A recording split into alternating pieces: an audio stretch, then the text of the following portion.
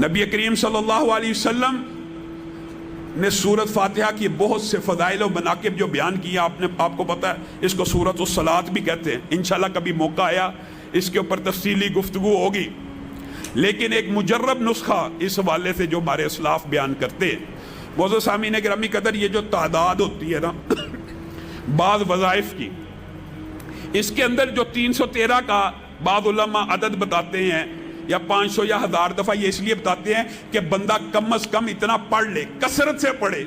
اگر تعداد نہ بتائی جائے لوگ پڑھتے نہیں ہیں، اور یہ جو تعداد ہوتی ہے نا یہ اصل میں رسول اللہ صلی اللہ علیہ وسلم سے ثابت نہیں ہوتی، یہ لوگوں کے ذاتی تجربات ہوتے ہیں۔ رسول اللہ سے بعض وظائف کی تعداد ثابت ہے، انشاءاللہ وہ بھی آپ کے سامنے رکھیں گے۔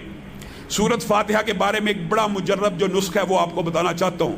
حافظ محمد گوندلوی صاحب رحمہ اللہ اور ہمارے اسلاف بیان کرتے ہیں کہ انسان کسی موذی مرض کا شکار ہو جائے، کسی بیماری کا شکار ہو جائے، تو اس کو چاہیے یا تو سورت فاتحہ کو 7 مرتبہ پڑھا کرے، 7 مرتبہ پڑھا کرے، یا سورت فاتحہ اکیلی کو 41 مرتبہ پڑھا اور اس کا دم کیا کرے، کہ پانی کے اوپر پڑھ کے یا اپنے اوپر براہ راست اس کا دم کر لیا کرے۔ یہ دونوں مجرب ترین وظیفے ہیں۔ اور مولانا عبدالستار حماد جو مفتی اعظم ہیں اہل حدیث کے، وہ خود بیان کرتے ہیں میں نے اپنی بیماری کے اندر سورت فاتحہ 7 مرتبہ، یہ بھی نوٹ کر لیں، سورت بقرہ کی پہلی 5 آیات 7 مرتبہ، آیت الکرسی 7 مرتبہ، اور چاروں کل آخری 7 مرتبہ پڑھے ہیں۔ میں نے آج تک کوئی گولی اور دوائی ڈاکٹروں کی نہیں لی۔